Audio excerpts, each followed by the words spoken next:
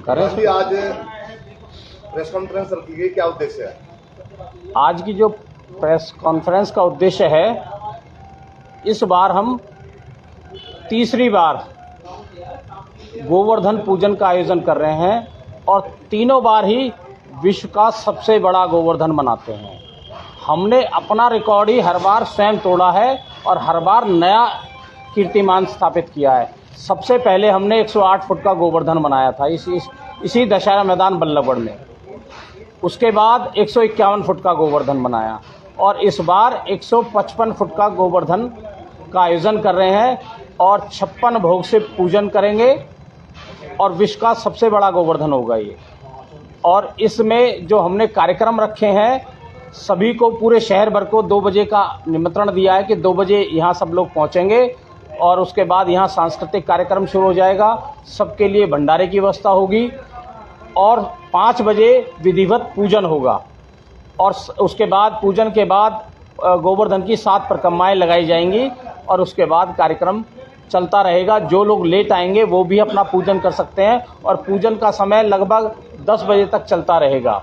जैसे क्योंकि शहर के बहुत सारे ऐसे लोग हैं जो दुकानदार हैं, व्यापारी हैं या कोई और नौकरी वाले, वो लेट आते हैं, तो वो भी हमने पिछली कई बार उससे देखा है कि लेट आते हैं लेकिन तब भी अपने परिवार के साथ आकर पूजन करते हैं।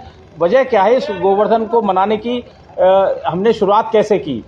देखिए, एक तो सबसे बड़ी बात है, इस शहर में मकान सबके लगभग छोटे हो गए, गोवर्धन मनाना मुश्किल सा हो गया घरों में।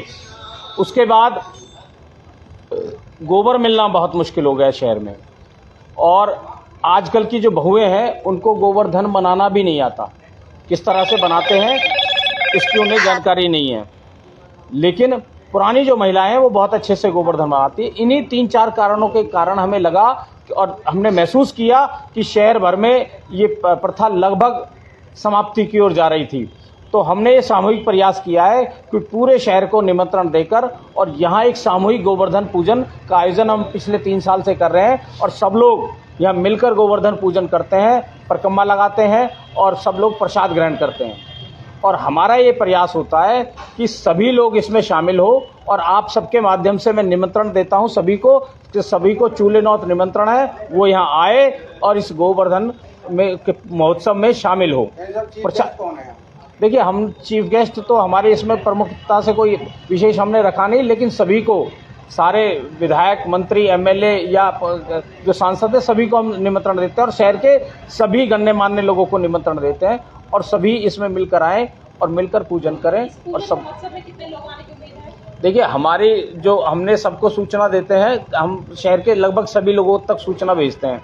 अब उसमें जितना आ जाए उन सभी का स्वागत है। सुरक्षा को लेकर क्या? सुरक्षा के लिए हमने इसकी परमिशन ली थी और परमिशन के उसके हिसाब से हमने पुलिस को पूरी जानकारी है कार्यक्रम की और पुलिस की टीम यहाँ तैनात रहती है। जाम लगता है, इसमें जाम भी लगेगा? जाम के लिए पहली बात तो यहाँ जो दोनों गेटों के आसपास या इस रोड पे अपने कुछ कार्यकर्ता भी होते हैं और पुलिस कर्मचारी भी होते हैं। वाहनों की एंट्री बंद होगी उस दौरान? नहीं, वाहनों की एंट्री मैदान में नहीं होगी, लेकिन मैदान के बाहर जो पार्किंग है वहाँ उनकी व्यवस्था होगी।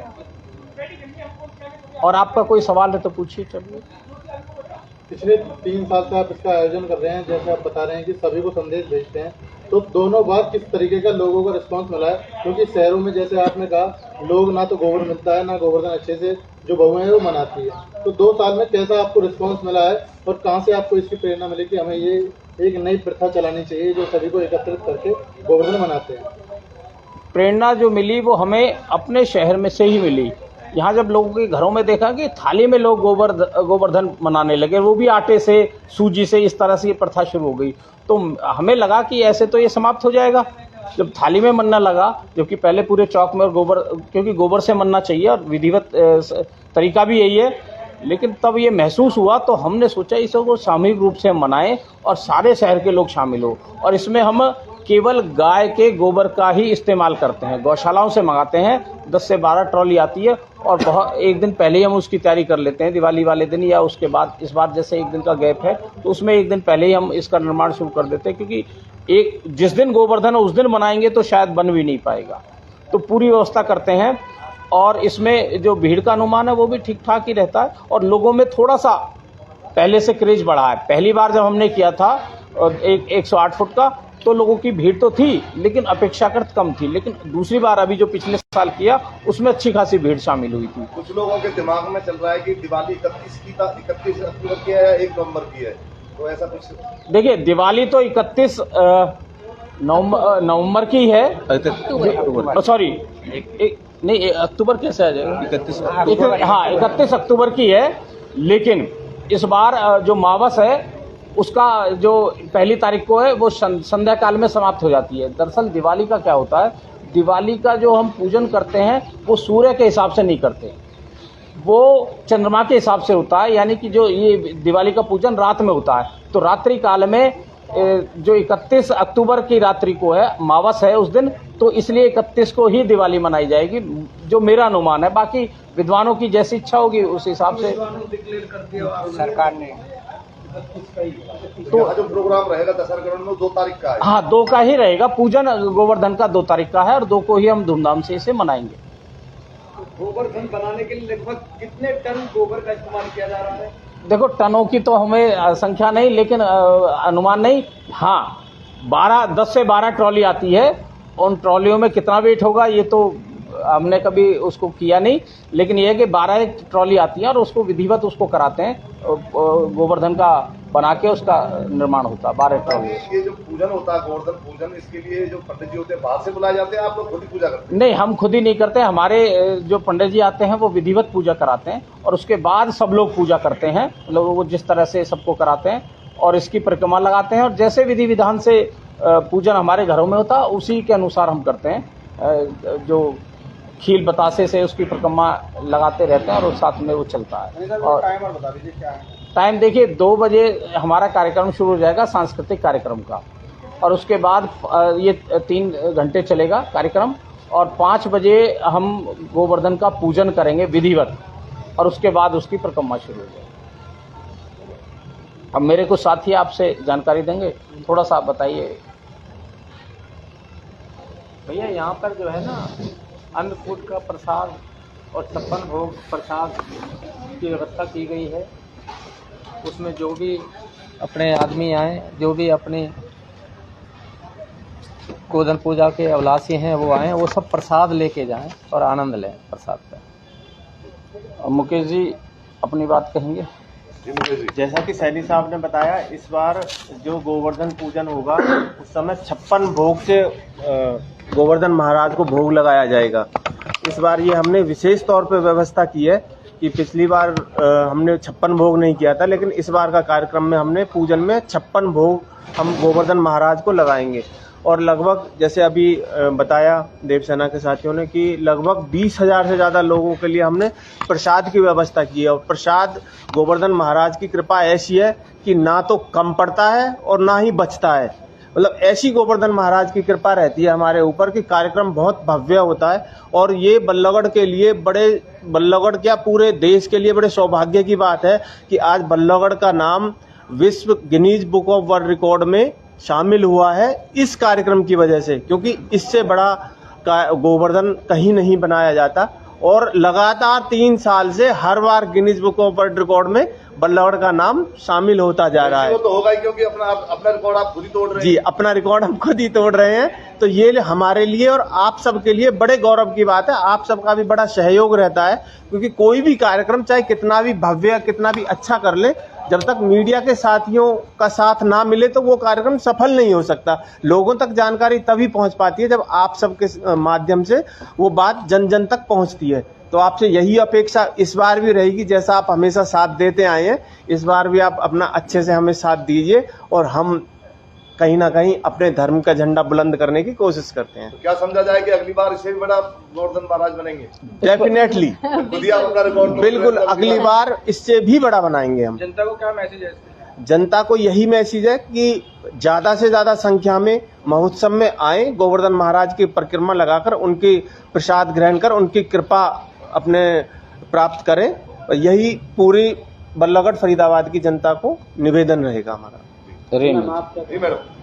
नमस्कार, मेरा नाम रीनू आर्या है। पहले तो पूरी बल्लभगढ़ और फरीदाबाद की जनता को बहुत बहुत शुभकामनाएं, दीपावली की बहुत बहुत शुभकामनाएं, गोवर्धन पूजा और भैया दूज की शुभकामनाएं। आप सबके आशीर्वाद से हम जो 155 फीट का ये जो गोवर्धन अपना रिकॉर्ड हम खुद ही तोड़ने वाले हैं, इसमें जो मनाने जा रहे हैं, आपका पिछले साल मुझे बखूबी याद है कि इतनी जनता जनार्दन का आशीर्वाद हमें मिला, इतना मीडिया प्रभारियों का, आप सबका हमें इतना प्यार मिला कि हर किसी के पास ये इन्फॉर्मेशन थी कि बल्लभगढ़ में देवसेना है और जो कि दशहरा मैदान में हम लोग 151 फीट का गोवर्धन मना रहे हैं, जो कि अब की बार 155 फीट का हो गया। यहाँ पर खाली गोवर्धन पूजा ही नहीं है, इसके साथ में कुछ सांस्कृतिक कार्यक्रम भी हैं, जिसमें सैकड़ों बच्चे यानी कि 100 से भी ज्यादा, मतलब कितने सारे बच्चे हैं जो अलग अलग तरह के सांस्कृतिक कार्यक्रमों में भाग लेने वाले हैं। उन सब के लिए छोटा छोटा उत्साहवर्धन करने के लिए भी हमने छोटे छोटे कुछ रखा प्रोग्राम, जो भी बच्चे प्रोग्राम देखें उनका उत्साहवर्धन करने के लिए भी हमने पूरी जिम्मेवारी उठाने की कोशिश की है। हम जो समाज को मैसेज देना चाहते हैं वो देना चाहते हैं यूनिटी, एकता का, क्योंकि जो जैसा कि सैनी जी ने कहा, भाई मुकेश जी ने कहा कि अब जो आपने देखा कि जो थाली वाला कॉन्सेप्ट आ गया था, उसके पीछे एक रीजन ये भी था कि क्यों कहीं ना कहीं हमारी जो जॉइंट फैमिली है वो कहीं दूर हटती जा रही है और अब हम न्यूक्लियर फैमिली की तरफ ज्यादा बढ़ते जा रहे हैं। अब न्यूक्लियर फैमिली में चाचा ताऊ अड़ोस पड़ोस में तो रहते नहीं होंगे, दूर रहते हैं, परिवार भाई बंधु सब अपने अपने कार्यों में बिजी हैं, पड़ोसी अड़ोसी पड़ोसी में भी बहुत कम आना जाना होता है। तो जिसके कारण जो हमारी प्रथाएं थी, जो हमारे त्योहार थे, तीज त्योहार थे हमारे, वो कहीं ना कहीं सिमट कर रह गए। तो अब क्योंकि हिंदुओं का सभी एक परिवार है, सभी एक कुटुंब है, जैसा कि हमारे धर्म में कहा गया है वसुदेव कुटुंबकम, तो पूरा जो देश है, धर्म है, जो हमारा जो बल्लभगढ़ है, फरीदाबाद है, ये हमारा पूरा परिवार है। पूरे परिवार का सहयोग हमें पिछले साल भी मिला था और इस साल भी हम आपसे अनुरोध करते हैं कि सभी उतना ही उससे ज्यादा प्यार दे तो हमें बहुत खुशी होगी। और इसके माध्यम से हमारा जो पूरा धर्म की रक्षा हम लोग कर पा रहे हैं। हमारे जो तीज त्योहार विलुप्त होते जा रहे थे, उन तीज त्योहारों को हम फिर से जागृत करने की कोशिश कर रहे हैं और जनता का पूरा सहयोग भी मिल रहा है। इसके लिए मैं आप सबका बहुत बहुत आभार प्रकट करती हूँ, बहुत बहुत धन्यवाद प्रकट। और हम आगे भी यही इच्छा करेंगे कि इसी तरह ईश्वर की, परमात्मा की कृपा रही तो हमसे इस तरह से यही सेवा और हर प्रतिवर्ष करवाता रहे। आपके माध्यम से मैं शहरवासियों को सभी से अपील करता हूं कि हमारे माध्यम से जिन भी साथियों को, जिन भी प्रमुख लोगों को निमंत्रण पहुंचाए वो तो बहुत ही अच्छी बात है, लेकिन हर व्यक्ति तक पहुंच जाए निमंत्रण ये भी संभव नहीं है। आपके माध्यम से मैं निवेदन करता हूं कि उन सभी को हमारी तरफ से चूल्हे नौत निमंत्रण है, वो आए और इस कार्यक्रम में शामिल हो। प्रधान जी, एक प्रथा और विलुप्त हो गई है बल्लभगढ़ से। एक छठ मेला लगता था यहाँ पर कंस को जलाया जाता था, आजकल वो प्रथा ही बंद हो गई, कई सालों से नहीं देखा जा रहा है। आपने ऐसी कोई पहल करें? बहुत अच्छी बात कही है। इसके लिए हमने ना पहल, अभी जो पीछे ये सितंबर में छठ का मेला लगता है हर साल, उसके लिए हमने तैयारी करी थी, डीसी को परमिशन के लिए लेटर भी दिया और यहाँ से हमें 60 डिपार्टमेंटों की एनओसी मिल गई, लेकिन किन्हीं कारणों से नगर निगम की एनओसी नहीं मिल पाई, जिसके कारण से वो छठ का मेला नहीं लग पाया। नहीं तो हमने तैयारी तो इसी साल से कर दी थी और इसकी तैयारी को लेकर आगे भी हम प्रयास करेंगे कि हमें परमिशन मिलती है तो हम छठ मेला जरूर लगाएंगे, क्योंकि ये मेला इतना महत्वपूर्ण है कि पूरे भारत में कहीं भी कंस दहन नहीं होता।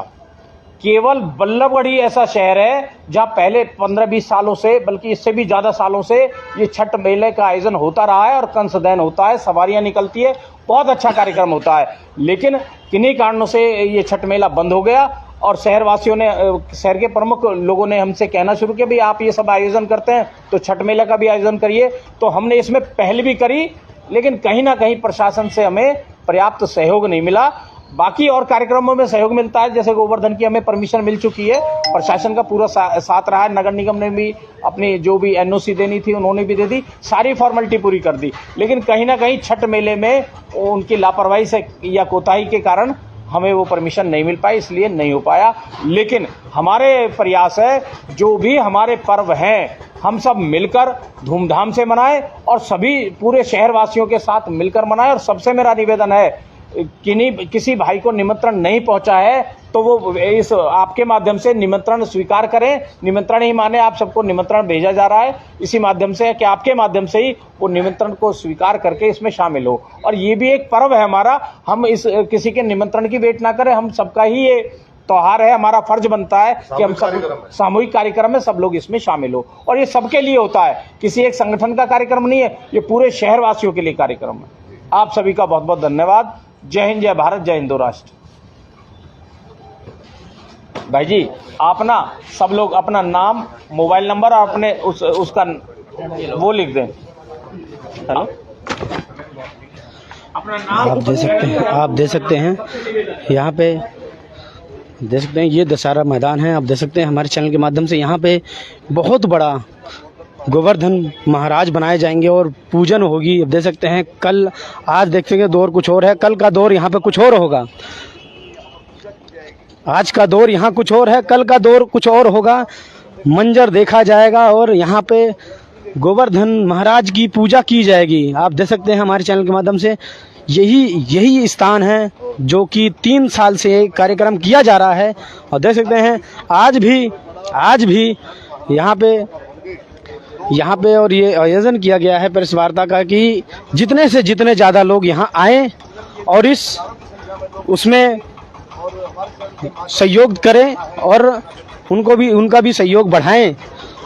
और हमारे चैनल के माध्यम से जितने बंदे जहां तक सुन रहे हो लाइक और शेयर करें, जितने ज़्यादा आदमी को पता चले उतने ही यहाँ पे जनता पधारे। हमारे चैनल के माध्यम से बने रहें। सभी को राम राम। मैं श्रवण कुमार, नेशन न्यूज़ भारत।